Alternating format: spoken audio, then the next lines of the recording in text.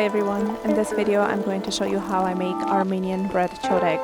If you want to learn how to make this traditional slightly sweet bread, please keep on watching.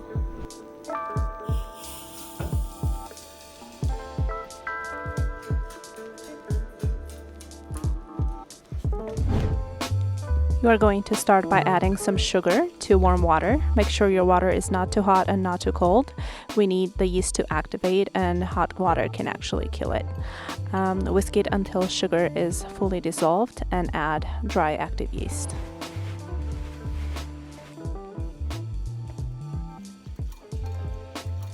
When yeast is fully incorporated, you're going to add some flour and continue whisking until you don't see any lumps. Cover it and let it rest for 10 to 15 minutes. Next, you're going to add some eggs to a large bowl. Here I'm using a cast iron Dutch pot. We're not going to bake in this, so don't worry about owning one of these. I'm just using it to incorporate my ingredients. Add some sugar and continue whisking.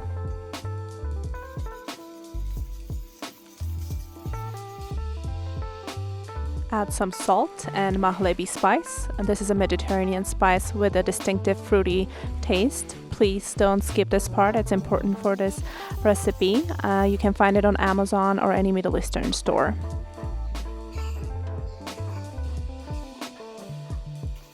Next, I added some melted butter, and I'll be adding some honey. Keep whisking your liquid ingredients, and it's time to add some flour to your mixture. I recommend that you add flour gradually, 1 cup at a time.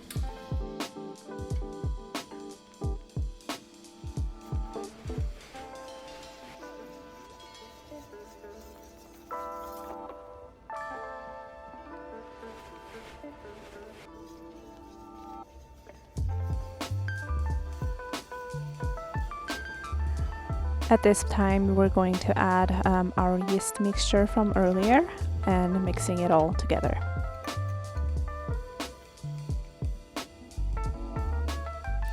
Continue adding flour, and at some point you're going to need to switch to a wooden spoon, and then we're going to use our hands actually. If you don't want to get messy and you prefer to continue working with the wooden spoon, do so. But I like using my hands working with dough. It's very therapeutic for me and relaxing. So if you decide to do this, take your rings off. Next, dust the surface with a little bit of flour and transfer your dough.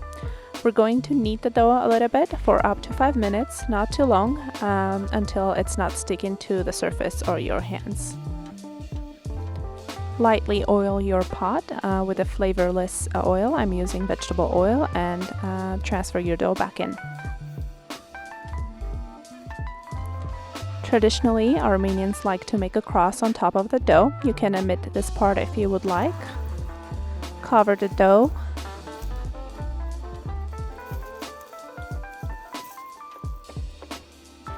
After covering your dough, Armenians also like to wrap the dough in a blanket like I'm doing here to keep the dough warm and cozy. Let it rest for a minimum of 2 hours. You can also leave it overnight and your dough should look like this. Beautifully risen dough, gently take it out of your pot and transfer it to your surface. I just realized that wasn't very gentle, so do as I say, not as I do. You can add some flour to your dough. At this point, we're going to cut it in 3 equal pieces. Feel free to do more than 3 strands. For the purposes of this video, I'm going to keep it simple and do 3 strands. However, at the end of this video, I'm going to demonstrate a 7-strand one. So keep on watching until the end. Make sure you're covering the dough as you're working with it to make sure that it doesn't get dry. Next, we are going to slightly roll the dough and shape it into what I call a snake shape. I am pretty sure that's not the formal name for it. If you know what it's called, please let me know in the comments below.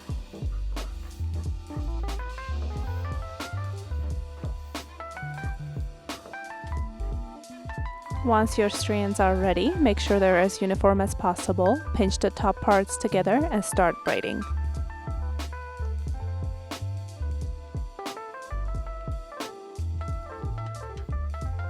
When you are done braiding, again pinch the bottom parts together, tuck it in if needed, and shape the bread to look like this.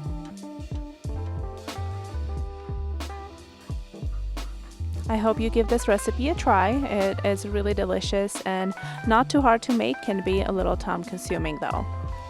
Cover your dough and let it rest for at least 2 hours. After 2 hours, it will double in size and look like this. Here I am coating the surface with a mixture of egg and milk. And you can bake at this point for 35 minutes at 355 degrees.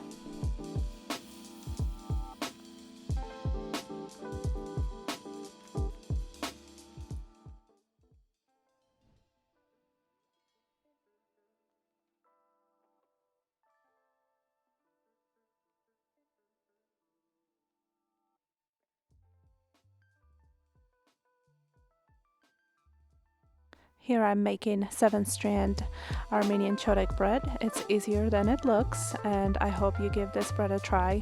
If you do, I would love to see pictures. If you can tag me at Annie's Sweet Corner. If you would like to read the step-by-step instructions and see full ingredient list, visit my website anniescorner.com. I hope you enjoyed this video. I will be posting new videos every week, so I hope you come back. If you enjoyed this one, subscribe. That would mean a lot to me, and I am looking forward to sharing more of my recipes with you. I am new to YouTube, and this is an exciting adventure for me. I hope you will stick around. Thank you so much for watching. Bye.